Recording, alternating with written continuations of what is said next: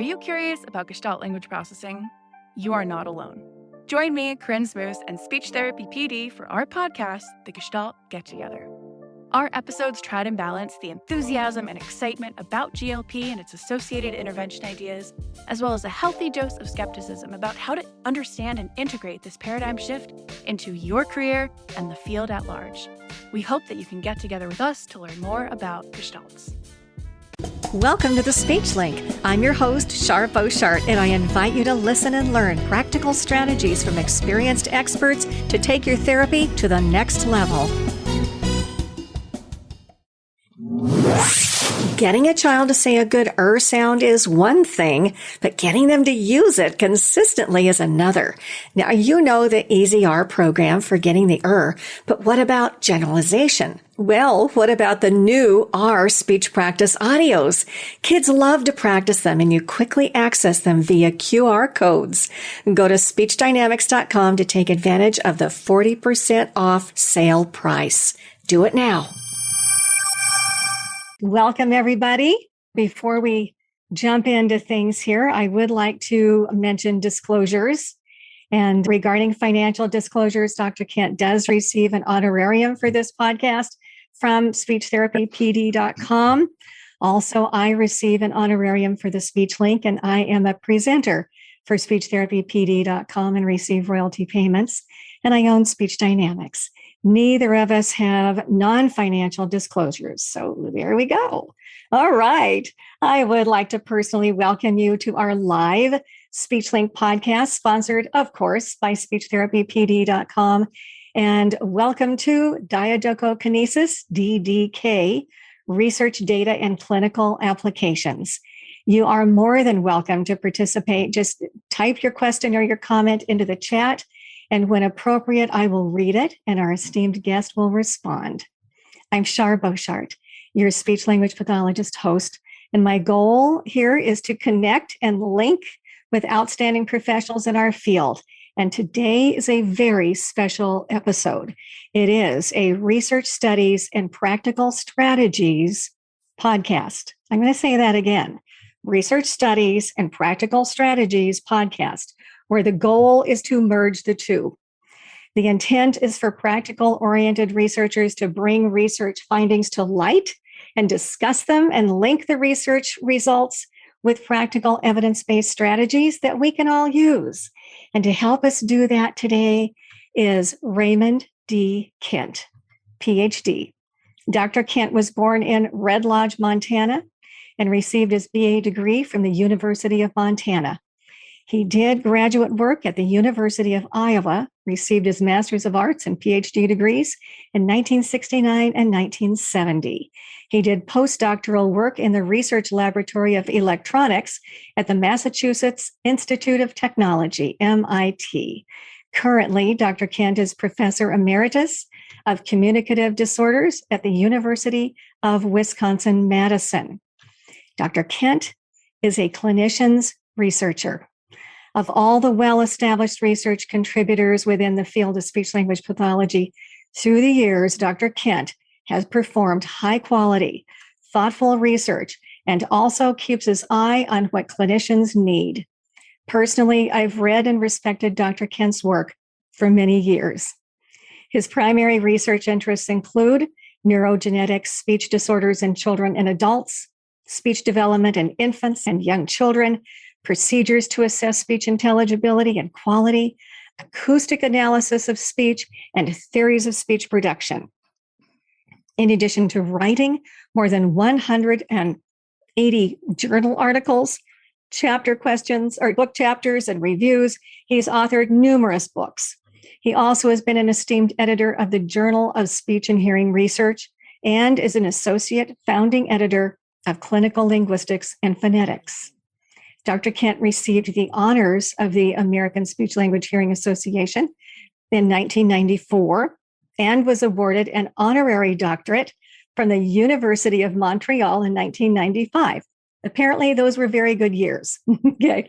He is a fellow of the American Speech Language Hearing Association, the Acoustical Society of America, and the International Phonetics Association.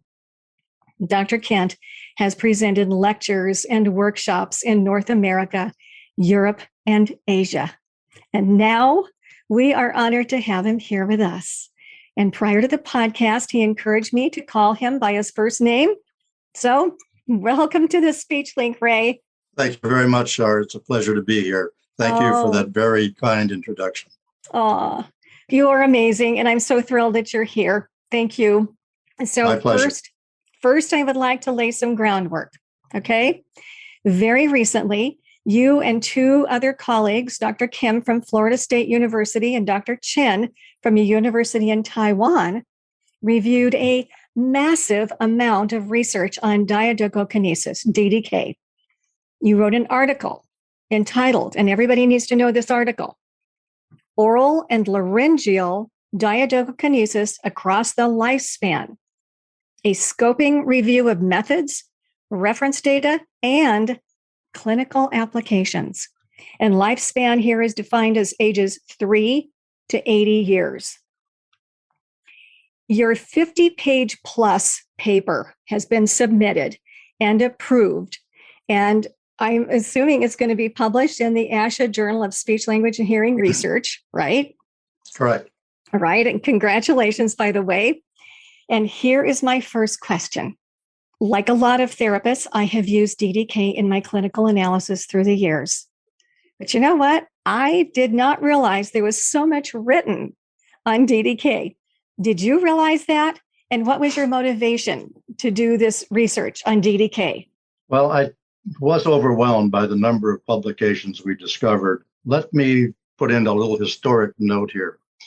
In 1987, there was a paper published in the Journal of Speech and Hearing Research by Kent, and Rosenbach. And this was a paper that reviewed what we call maximum performance measures of speech production. So there are two Kents. I was one of them. My wife, who is sitting here to my left, is another one. So she and I worked together in research, primarily on dysarthria. So we have been partners in research and also partners in marriage. And believe it or not, after almost 49 years of marriage, she still is interested to hear what I have to say tonight. So she is sitting off to the side. Oh, I love it. I love it. Hello, Mrs. Kent.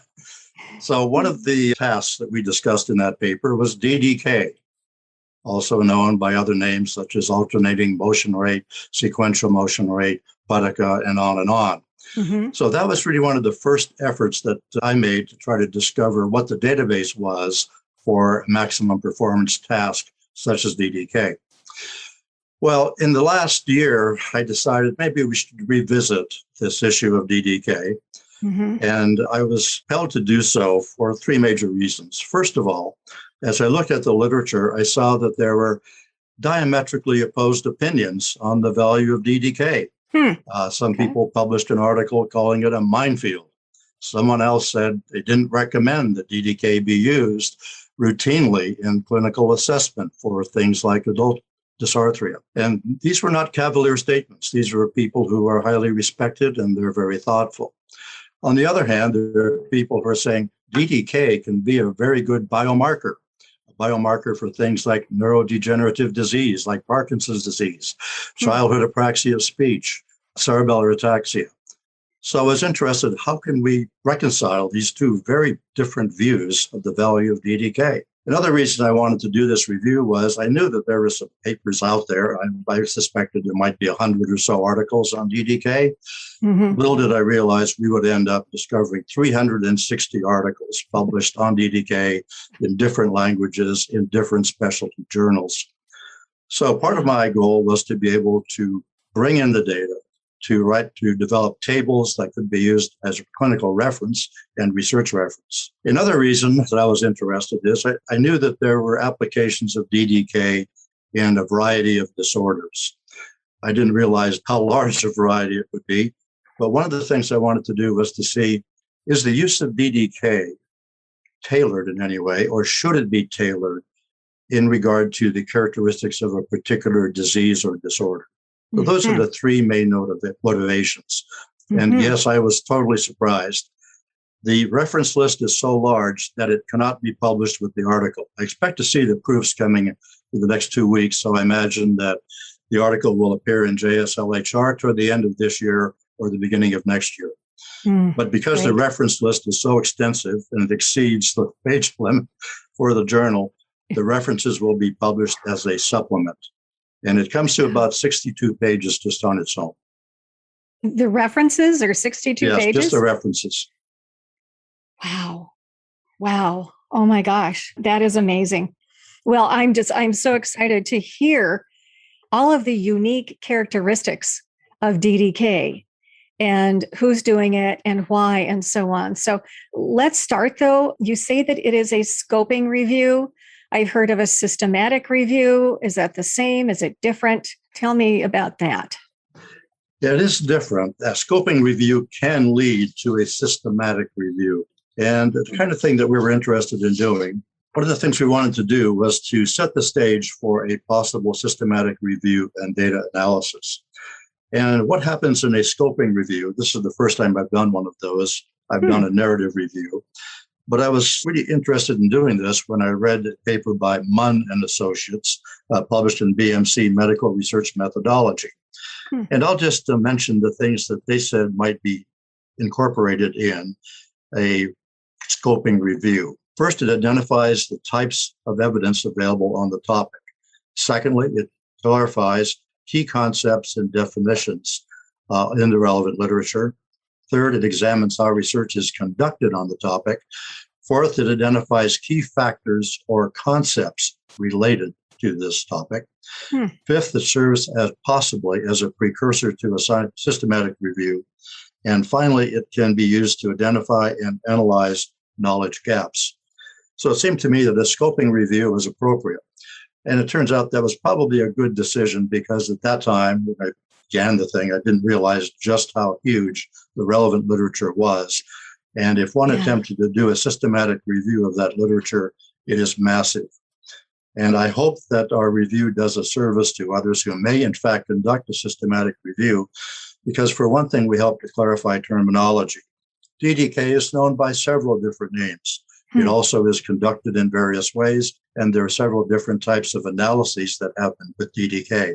So we hope that by laying all of that out, it would make the task easier for someone who now says, okay, now it's time to do a systematic review. So scoping review kind of lays out the general territory, and that's what we attempted to do with this particular article. Okay, wonderful. So I know that you went back maybe 100 years to sort of identify, where things were at that time. And you've obviously scoped the last 100 years. Have you found that there are researchers doing research on DDK and other like type of analyses, I'm going to say over the past 20 years? Is it still sort of out there?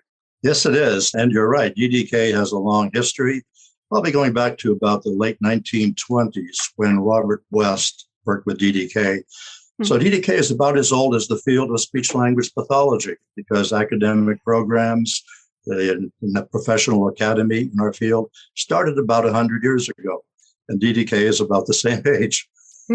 But your question is very appropriate, because one of the things that was striking to me was when we actually did an analysis of the number of papers on DDK published per year, there's an upswing over about the last 20 years. And for example, last year alone, there were over 40 papers published on DDK, papers that in one way or another mention DDK. So there's been a continuous increase, like a monotonic increase in the number of papers published on DDK.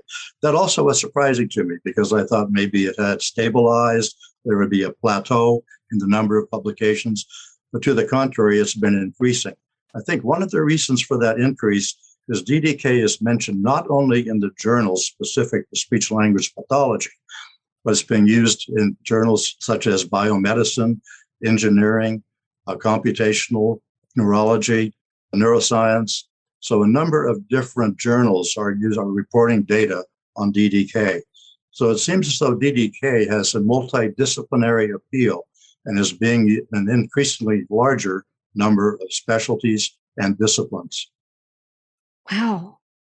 Okay, so did the speech pathologists originate DDK, or did we get it from somewhere else? As applied to speech, yes, I think we can take credit for that. Of course, DDK does have a longer history. And DDK, for example, hand movements was introduced in neurology. So diadochokinesis is a pretty old idea in neurology. But as applied to speech, I think we can give most of the credit to Robert West back in about 1929. And at that time, he was interested to see if he could assess motor function in people who stutter.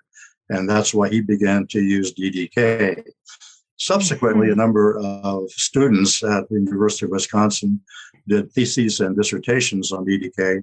And shortly after that, it began to appear in the literature. And so that was the beginning of the publication history of DDK. Wow. Well, that's appropriate because that's where you're at. So you're picking up from there and moving on. So let's jump in. Yeah. So give me a solid definition of diadochokinesis, if you would. Diadochokinesis basically refers to alternating movements. So we can think of that as being finger movements, hand movements. In the case of speech, it usually refers to some kind of syllable repetition. So the idea is one of simple alternation. And in the case of speech, the easiest kind of alternation to perform is simply syllable production. And of course, the standard syllable is something like ta or pa or ka, where we have a consonant released into a vowel.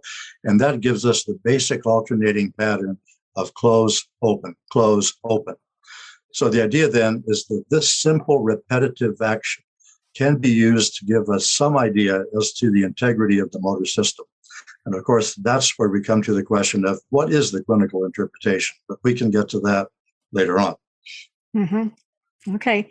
Now, you also talk about laryngeal DDK. I had never heard of that. What's that all about? Well, laryngeal DDK is the same concept, but applied to movements of the vocal folds. So what we're trying to do is to look at movements of adduction, abduction.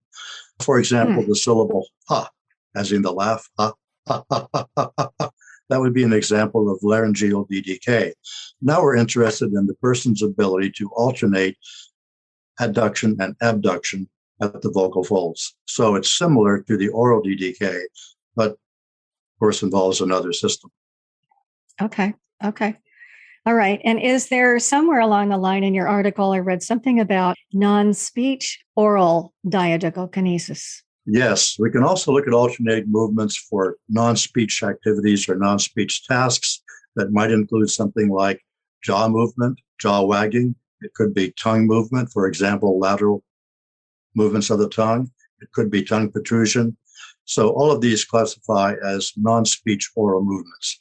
And of course, there's been a long-standing interest in the degree to which non-speech movements relate to speech movements. So non-speech movements can be used to make some judgments about things like cranial nerve integrity, for example, looking at tongue movements in an effort to evaluate the integrity of the hypoglossal nerve, or looking at jaw movements to determine the integrity of the trigeminal nerve.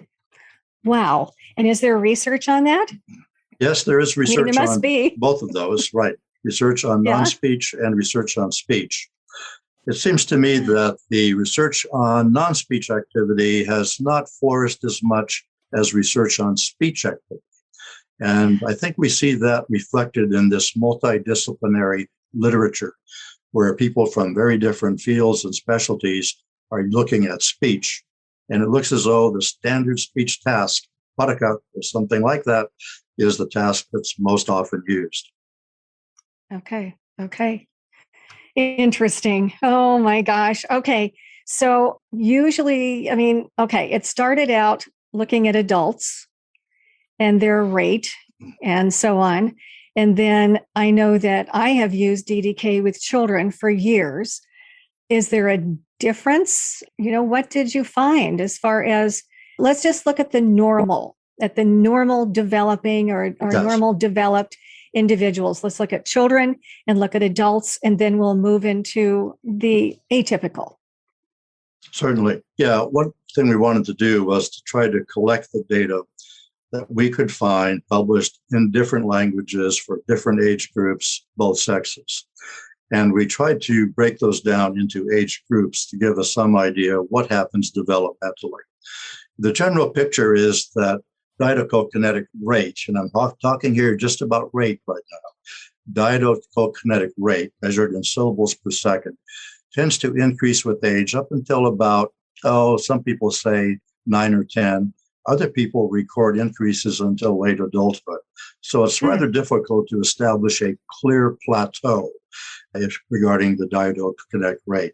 But it's clear that very young children have slower rates, and remarkably so for laryngeal DDK, where they're really much slower than the adult rate. So across languages, and we did look at several different languages, children have slower rates than adults. And of course, that's interesting from the point of view of a developmental assessment of motor function, to the extent that DDK does give us a measure of motor function. Then the rate variable is something that we can use to scale developmental maturation of motor control.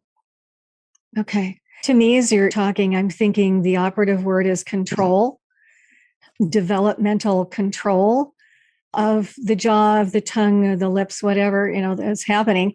And does the word control come into that analysis? Are we looking at control? Is rate equated with control and regularity? Yes, right. The assumption is that there is a control.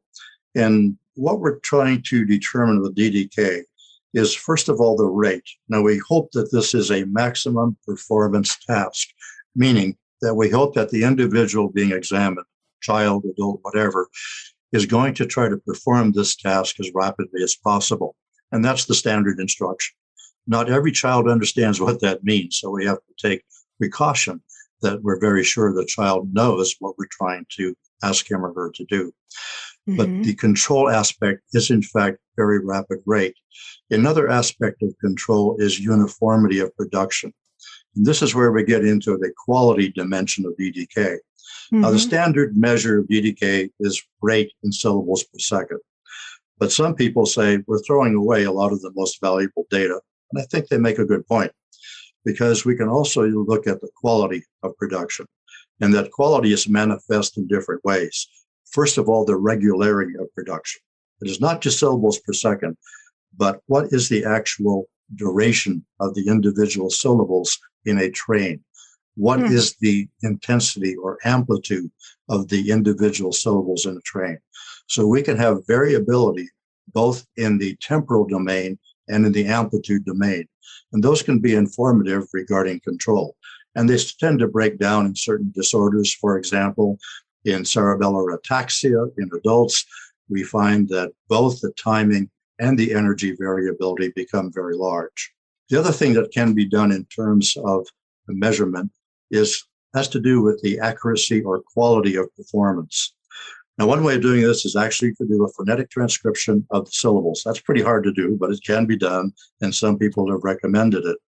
Another procedure is something that was recently published by Icht and Ben David. What they proposed is a 5-point scale in which they determine the number of articulatory errors in the task. So they have 5-point scale, and each one of those represents a certain number of errors in the task. So that's complementary information to rate. And those different kinds of measures together give us a better idea of what we're looking at in terms of motor control. So it's not just rate, but it has to do with the regularity of performance as indexed both in time and energy, but also looking at accuracy of performance. So I hope that answers your question. Okay. As I'm listening to you, I'm thinking that I could probably close my eyes and record the child and get that information that you're talking about. I'm not hearing you say much on looking at the child and seeing how they do it. Is that included anywhere? Like, are they primarily using their jaw? Is their tongue stabilized and just the front is moving and then they're stabilized and the back is moving and the lips are stabilized? Is there anything along those lines, more of the visual, actually looking at their quality, the capability of that differentiation, if you will? It's a great question. And unfortunately, there's not a lot that has been done in that area. there have been very few analyses of video recordings of children or adults performing the DDK test. I think it can be informative because sometimes you can pick on aspects that reflect the difficulty of the task. You can see asymmetry in the facial structures. You can see evidence of straining, that sort of thing. So unfortunately, we have not, I think, made use of the visual information as much as we might. But as long as I'm on that topic, there is a way of getting additional visual information, and that's by doing an acoustic analysis.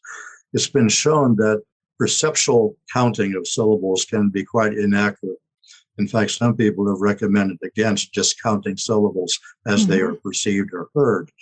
And given the ease of access to acoustic displays such as Audacity these days, it's very easy to do an acoustic analysis, actually counting the number of syllables in a given interval of time. And the same display that shows, let's say, the waveform or spectrogram can be used to make determinations of variability in timing and variability in energy. So that's been the most probably intensive use of visual cues. And unfortunately, very few people have commented much on what you bring up, which is looking at video information, trying to determine from the actual visual appearance of the individual what you might learn about the DDK task. Now, in some cases, I think it would be very informative. For example, a child with cerebral palsy, we can get an idea of what they're doing with respect to jaw movement. And let's say in some cases, we might try to restrain the jaw movement using a jaw block. If we think maybe the child is relying too much on jaw movement to perform the requested task, let's say ta, ta, ta, ta, a jaw block enables us to fix the block in a position. Therefore, the child is going to have to rely only on the tongue. So I think it becomes very relevant then to make observations of the participation of the jaw in this task. And some individuals who have limited control of the tongue and or lips might rely very much on the jaw in order to compensate. Right. Jaw-driven speech. Yeah, there you go. Well, there's your next project. All right. All right. We'll have you back. Sounds good.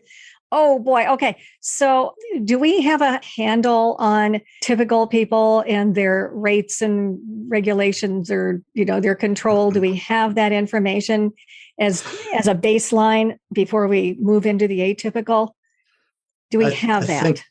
I think we do, but I have to be very careful to say I don't think we have normative data in the strict sense of the word. That is, we have not collected across the lifespan sufficient data that we can use the normal or Gaussian distribution to give us an idea of means, medians, percentiles, and all the rest. We just don't have what we need to give us that kind of statistical information. So we decided that it was appropriate for us to call our tables, and we're going to publish 14 tables in the article when it comes out. And for example, one table will be specific to the syllable pa produced by children. How rapidly can children produce the syllable pa? But to get back to my point, what we're trying to do is to give us reference tables, not calling them norms per se, but saying these are reference tables. So we indicate for given ages what the data were across studies. And it does appear that we cannot assume that DDK is entirely insensitive to language. I say might be that some languages are faster than others. This is a difficult thing to study because there are so many variables to control. But there are indications that some languages are associated with a faster DDK rate than others. And if that is true, then unfortunately we do not have a universal standard. We have to look at language-specific standards. My guess is that certain language families will fall pretty much into the same group. But we do have reference values. So one of the things I hope that's useful in our article when it does appear is that people will be able to say, okay, I've got an 8-year-old child. I want to have an idea of what to expect in terms of DDK rate. Now that's speaking only for rate. Beyond that, we have to ask things about, for example, timing variability or energy variability. There, the data are not so abundant. We have a lot of work yet to do to bring that kind of information to the use of the clinician. Okay, let me clarify. So what is the energy piece. What is that represented by? Energy, if you look, for example, on Audacity or a waveform, you'll see that there are variations in the amplitude of the waveform. So how big or small that waveform display is. And in speech production, the most intense components are the vowel components. So if we're doing a DDK task and we look at a waveform of that task, the consonant will be relatively weak in duration or energy, and the vowel will be strong in energy. So what you see is a pattern of alternation of very low energy and very high energy. Now, energy variability is manifest as variations in the height of that vowel portion. And in the case of something like cerebellar ataxia, very often we see that there's not a uniform height to those vowel components. So the waveform varies as we look across the pattern. That is interesting because it gives us an idea about things like respiratory control, phonatory control, and just overall control of the system. And by being careful in our selection of the phonetic constituents of the DDK task, we can begin to understand whether the problem of control is at one level or another. For example, is it laryngeal? Is it labial? Is it lingual? Whatever. Wow. Okay, so we have crossed into disorders. Give me some more information. Now, so I'm assuming that there's research out there on a variety of disorders and concerns. Yeah, tell me about those. Yes, indeed. So what we discovered looking at the DDK literature was that DDK has been studied in about 25 different disorders or conditions. And these range from disorders, speech and language disorders in children, including, of course, childhood apraxia speech, where DDK often has been proposed as a fairly distinctive indicator of motor control problems. Yeah. It also has been used, of course, in adult dysarthrias and has been proposed to be a biomarker in the case of Parkinson's disease. There's been some recent work done to show that DDK may be particularly sensitive to the motor breakdown in people with Parkinson's disease. But it's also been used in stroke, traumatic brain injury. It's been used in individuals with oral frailty or sarcopenia. It's been used in people with psychiatric disturbances. It's been used in people with dementia.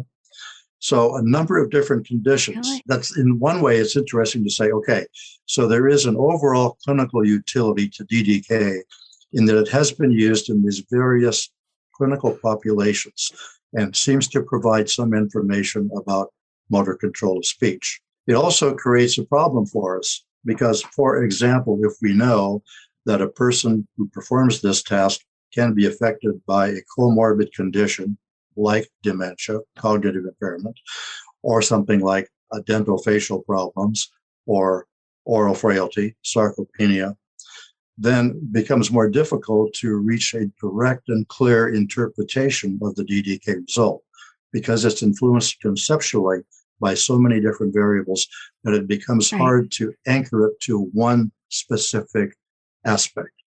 So that creates a bit of a problem for us. So we have to be careful when we use DDK that we're not looking at a combination of comorbid conditions that are contributing to the problem.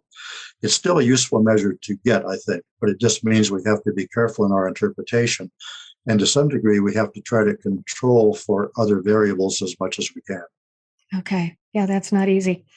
So explain to me about biomarkers.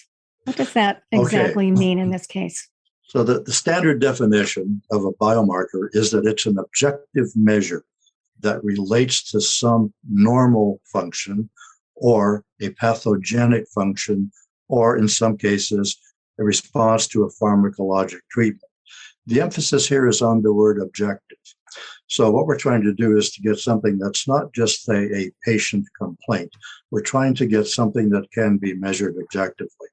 In much of the early literature, it had to do with things like blood pressure or a blood test, something like that.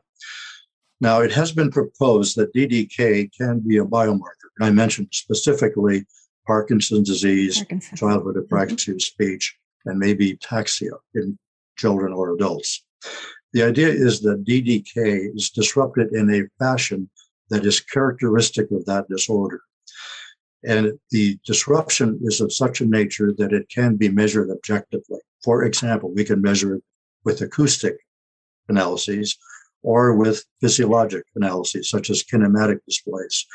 And increasingly, the modern literature is giving us more and more information about the acoustic characteristics of BDK or about the kinematic characteristics of BDK. It requires more specialized equipment to do the physiologic or kinematic recordings. Acoustics can be done pretty easily. Most people can get very easily freely downloadable software that enables them to look at things like waveforms or spectrograms. So what is now possible is an objective analysis in which we're looking at the actual speech output, which either let's say the acoustic waveform or something like a kinematic recording.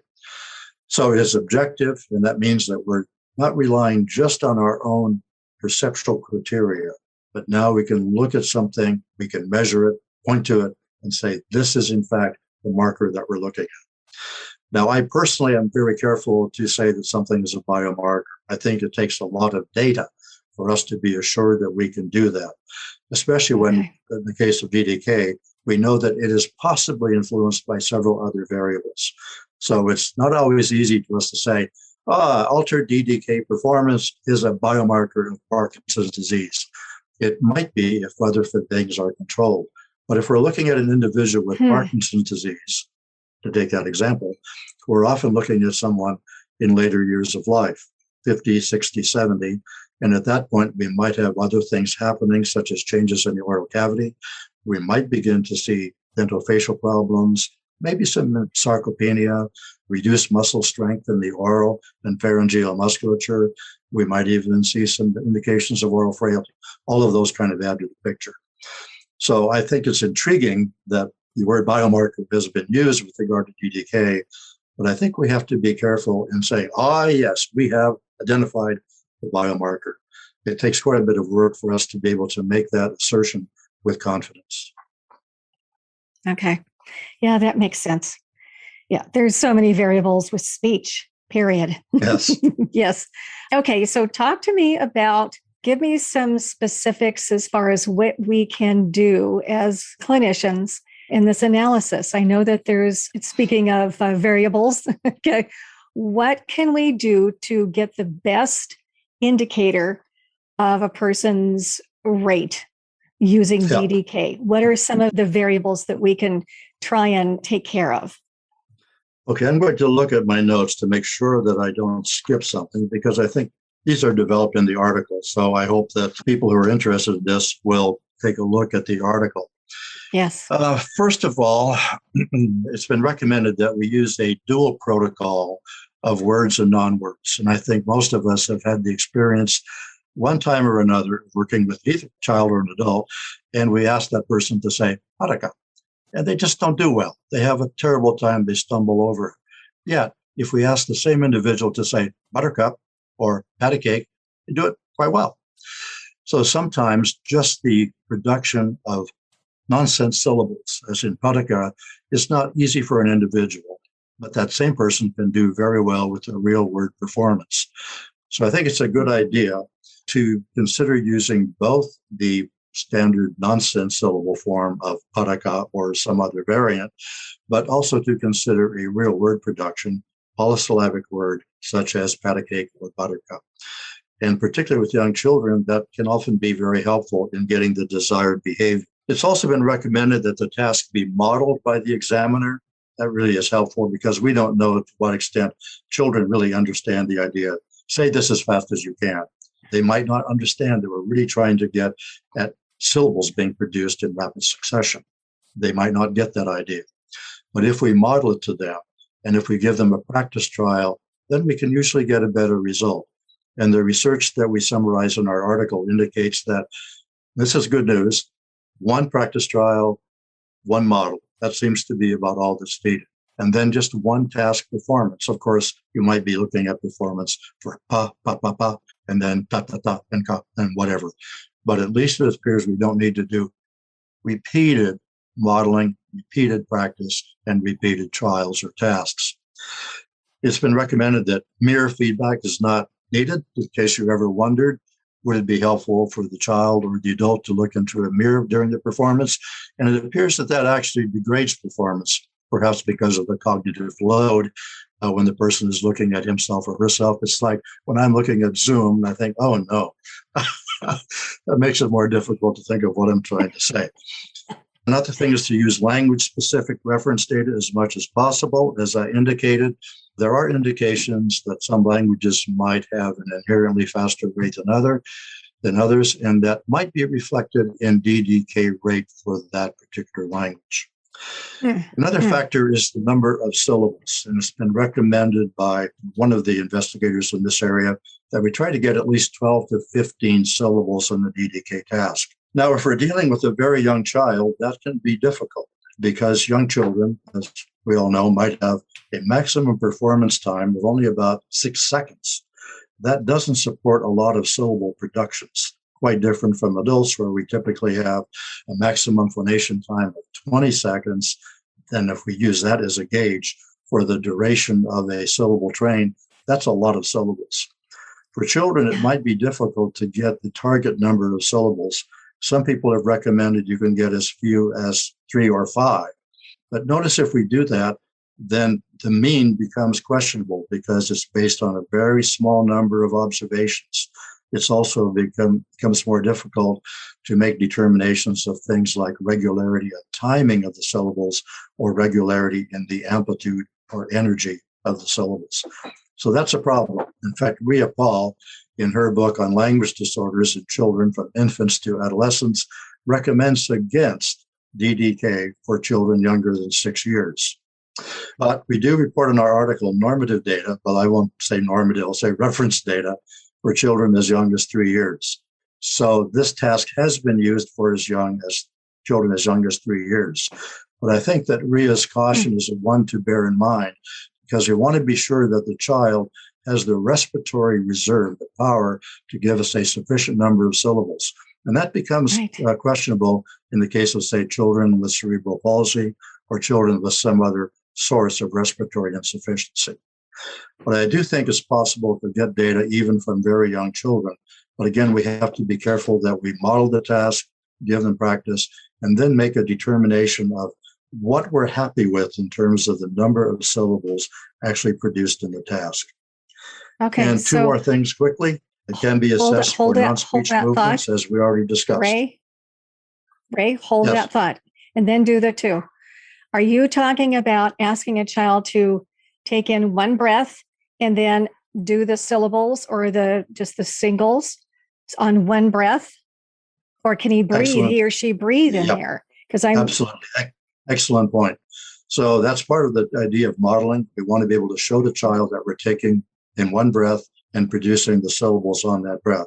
Because if the child interrupts the task to take a breath, the DDK measure is now disrupted. We can't make a measurement. So we do expect that this will be performed on one task. And that's why the maximum performance time, maximum phonation time, is an important variable, because it gives us an idea of just what we can expect in terms of total duration of that syllabic sequence from that child or the adult, as the case may be. So the standard instruction, take in a deep breath and then say these syllables as fast as you can.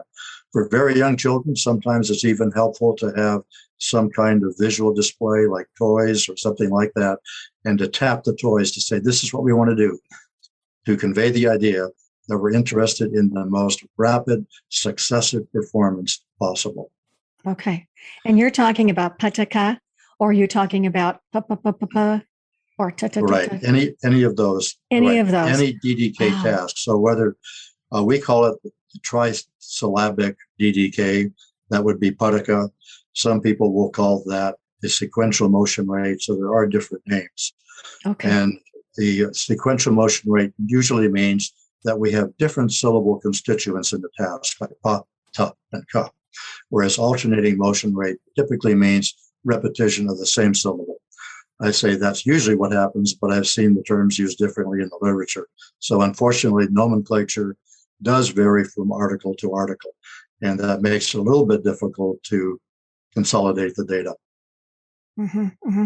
You know, back to that respiratory piece, I have had kids do pa, pa, pa, pa, pa.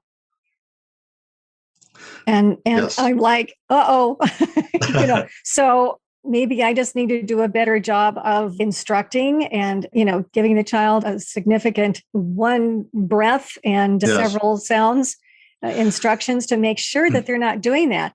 But I know I've had kids in the past where they just are having such great difficulty sustaining that airflow and generating multiple sounds. That's exactly right. And in a case like that, the diadochokinetic task now reflects respiratory valving, respiratory function, rather than oral or some other function. So yeah, it's very important that we convey to the child the idea that this should all be done on one breath. Sometimes it helps to use some intervening practice, like a non-speech performance, like just lip closure, and to say, okay, take in a deep breath and now just go, or jaw movement, something like that. That can sometimes help to give them the idea, okay, what we want to do is take in one breath and use that breath, just that breath, to produce those movements. And then gradually to move into a more speech-like performance using something like padaka. And then to see if that will free the child from reliance on respiratory control as opposed to oral control. Mm-hmm. Mm-hmm. Okay. Now, before I interrupted you, you had two more things on your list. Yeah, one of them was simply using non-speech activities, which can be used for comparison's sake and sometimes can be used as part of the modeling process. And the last one, and this is a point that has been made in the literature for several years, but it still creates some confusion. Some people will say, a DDK task doesn't necessarily mean that we're looking at faster articulatory movements. That is, if we actually look at the movement of the tongue or the jaw or whatever, it doesn't necessarily mean that it is moving faster in terms of velocity as we increase DDK. Because most of us, when we produce speech at a faster rate, and this is true for reading, conversational speech, or diadochokinetic rate, we move the articulators over a smaller range. We become conservative, and we achieve a faster rate in part by sacrificing total displacement. This is something we do automatically as speakers. We've learned, if I want to go faster, okay, I'm not going to move so much. So what happens is, during the DDK task at a faster rate, the velocity is actually measured with physiologic equipment may be slower than it was at a slower rate. So faster rate in DDK does not necessarily mean that there's an increase in articulatory velocity per se. That's not necessarily a problem, because as I view DDK, we're really interested in the ability of a person to produce successive production units. And that really is the target of interest. And it's not to say that it's not important to look at velocity, but rather for general clinical purposes, it can be informative just to use the standard measure of DDK rate, syllables per second, even though that's not measuring velocity of the articulatory system itself. It is looking at the person's ability to produce a rapid succession of syllables. And that does seem to be clinically informative, as in the case of childhood apraxia of speech. That seems to be a useful measure. And if we add to that DDK rate measure, something like a measure of variability, which is kind of like jitter or variability in the syllable duration, or shimmer, as in the case of amplitude variability, we're getting even more information from the DDK task. And now if we add to that some measure of quality or accuracy, as in the Ickton-Ben David scale I mentioned, we're making much greater use of the overall task of DDK. Okay. So those are the recommendations. Okay, excellent. Thank you. So are we looking at, when we're doing this, we're actually sitting there with a child or even adult. I'm assuming that clarity matters, or that they're getting the sounds in the correct order. What if they're juxtapositioning, or they perseverate on one or just two? Yes. I mean, you know what I'm saying? Is that just sort of, we can't count those, or is that just indicative in itself? I think they are important to look at. And that's why I think it's important to look at more than DDK rate and syllables per second. I think that some index of quality or accuracy is important.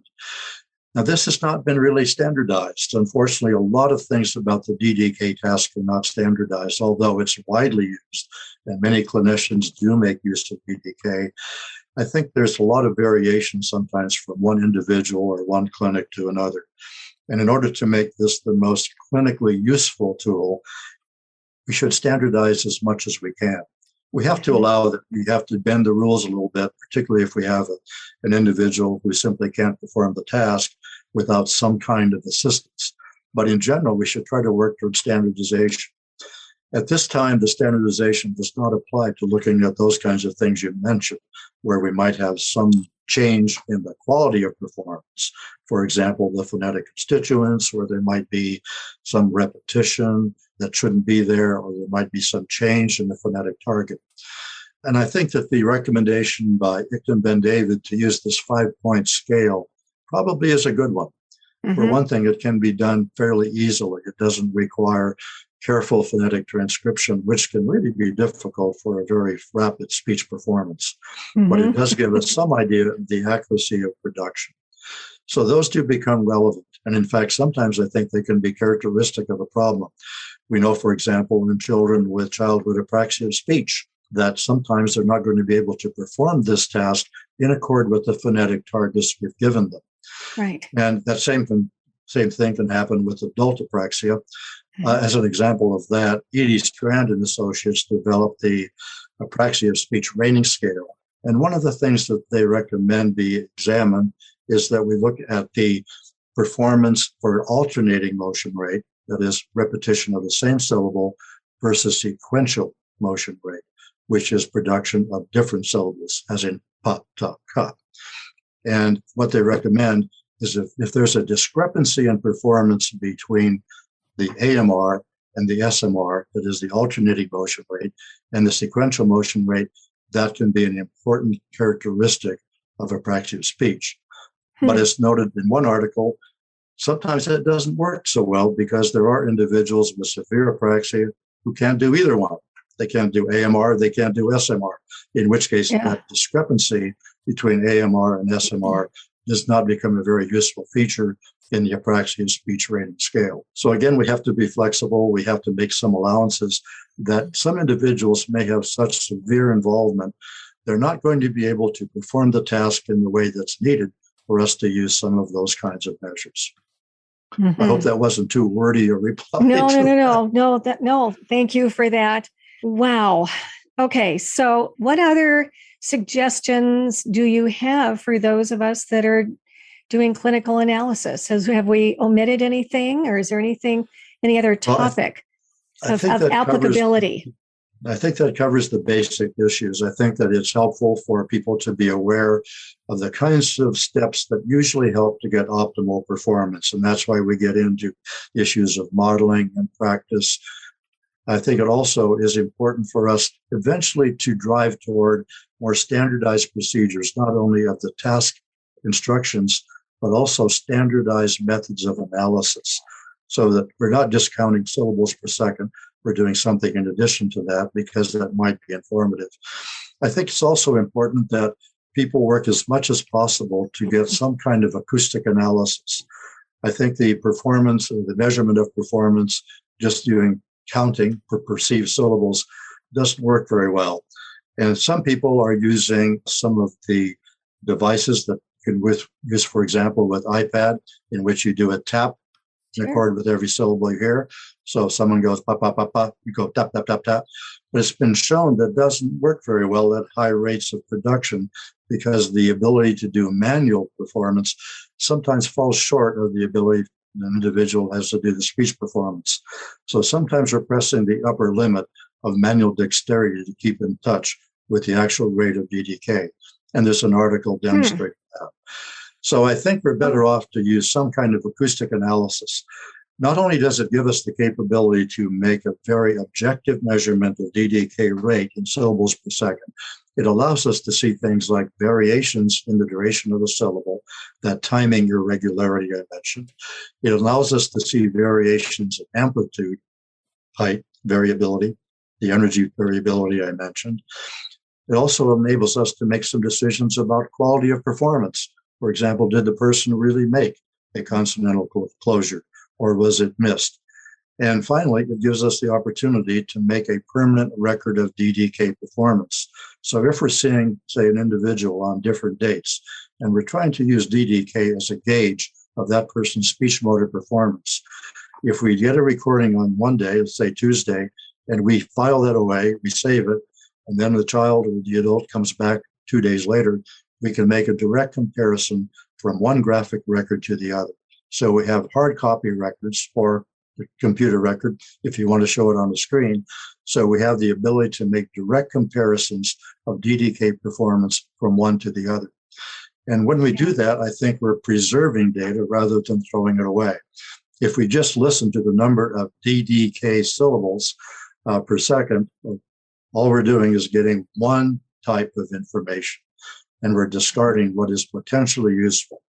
Yeah. I'm not saying that all that information is necessary for every clinical application, but it can be very helpful and can draw our attention to aspects of production that can be clinically informative, that they can complete a bigger picture of assessment, and sometimes can even be helpful in designing treatment programs. And I just might mention that, in fact, DDK has been used successfully in some treatment programs. Really? And it seems to carry over to speech. Now, I won't get into the big issue here of whether DDK is a speech task or non-speech task, and whether it is fully informative of speech. DDK is a very, very simple task. It does not give us all the information that we need clinically, but it can be used in a way to provide some information that sometimes opens the door then to other assessments. So DDK is by no means task that solves every clinical problem, but it does have a utility in a circumscribed way. And in addition to having standardized procedures, we need to have a clear idea of how far DDK can be used to make clinical interpretations. Well, it appears to have. Yeah, go ahead. Just going to say, it appears to have value. Otherwise, it would have disappeared by now. Yes. Well, yeah, I was thinking that too. I really like your suggestion of perhaps doing a video and maybe doing it, initially, obviously, to get a baseline. And then over time, maybe after 2 weeks or maybe a month or so, and just to do it again. And from a therapist perspective, I'd like to look at what the child is doing, not just hear what the child is doing, but I'd like to see if maybe there's that control piece is improving visually, where there's more controlled jaw movement more controlled jaw stabilization and support of the tongue and so on, so that I could see that as well as count and look at what they're doing. So I think that visual, just sticking it on your iPad and, taking a little video and tucking it away, I think also that would just be great to even show for progress, maybe at an IAP meeting, the before, and then 6 months later, here's what the child is doing at a very basic level and how they've improved. So that's right. Yeah. And it can also be helpful to detect things like postural support. For some individuals who have difficulty maintaining a steady posture, sometimes we can see that the DDK task is disturbed because the person is changing posture in some way, or we can see the person might be trying to use posture in a mechanically advantageous way to assist the DDK task. There you go. Those are certainly germane observations to make. Yeah. Oh, I've had kids that are excessively tight here, trying to provide support here, and you could see that on a video. Yeah, that's right. I like it. Yeah, great. Woo, excellent. I love it. Now, I'm going to give you one final question. I call it a life question. And maybe in a minute or two or so, because you've been in our field for a while and you've seen a lot of, obviously, students come and go, and you've kept your finger on the pulse of what's going on. So I have a question for you, and that is, what are your thoughts about the field of speech-language pathology today? Generally very pleased to see how the field has progressed. I'm very pleased to see the way in which evidence-based practice has been embraced. And I'm happy to see that organizations like ASHA have taken strong steps in order to promote evidence-based practice. it's a big call. It requires a lot of data. It requires participation of a lot of people in order to give us what we need to do evidence-based practice. But people are taking it seriously. And I think that there's a clarion call for more data. And I think that we've never seen as much of a harmony between clinicians and researchers as we do now in the days of evidence-based practice, because both groups need each other. It's absolutely essential that we have that communication.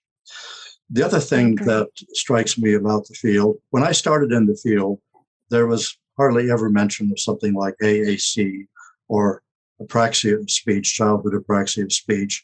There was almost no mention of dysphagia. All of those have been added to the field since I was a student. So what we have is an increasing pressure on our training programs, our academic programs, to provide instruction in what is an expanding professional horizon. So our field of practice has been expanding. That's good. I think that's a healthy sign of a profession.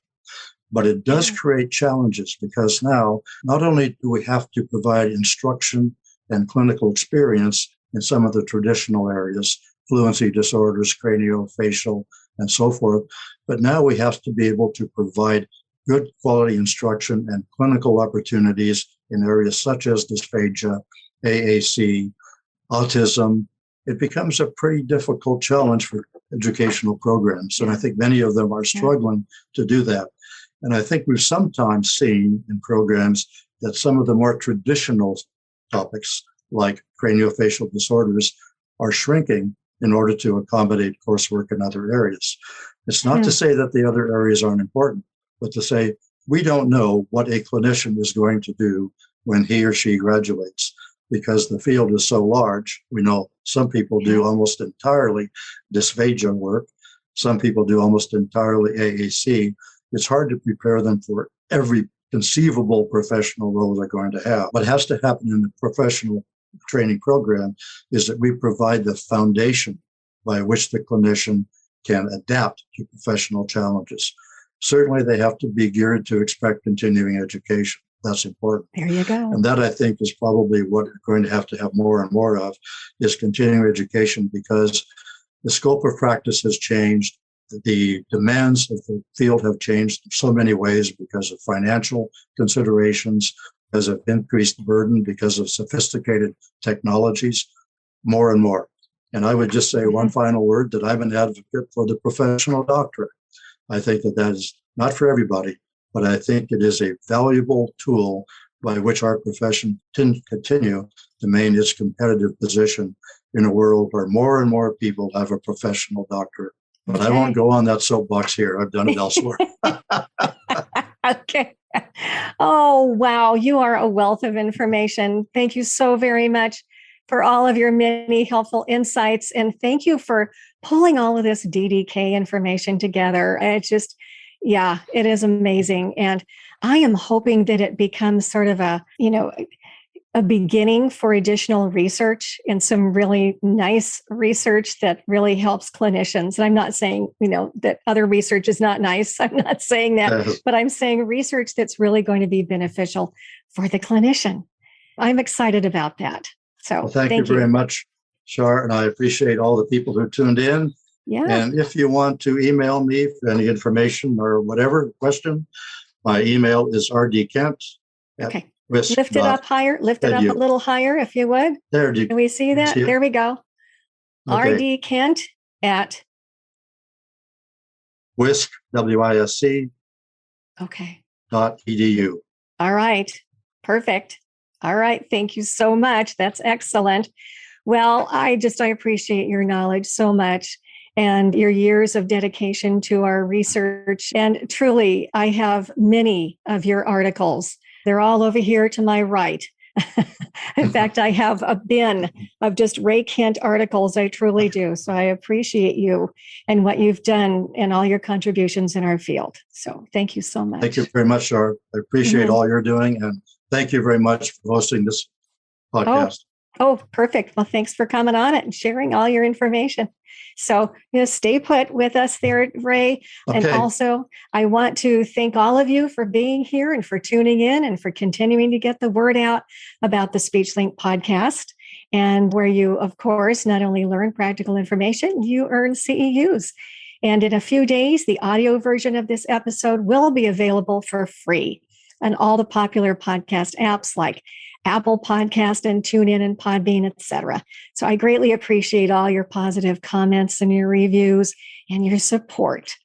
And when we wrap up, just log into your speechtherapypd.com account, take the quiz, do the evaluation, and print out your certificate. And I do hope that you realize how much you are appreciated. Thank you so much for all that you do for your therapy kids, and we'll see you next time. Bye-bye. I'm thrilled you tuned into the Speech Link. I hope it was helpful. Just leave a quick review and subscribe to be part of a select group that receives every episode. For CEUs, go to speechtherapypd.com. And for everything else, visit sharboshart.com. There's free materials, articles, books, and my blog, Therapy Matters. Thank you for all you do. See you next time.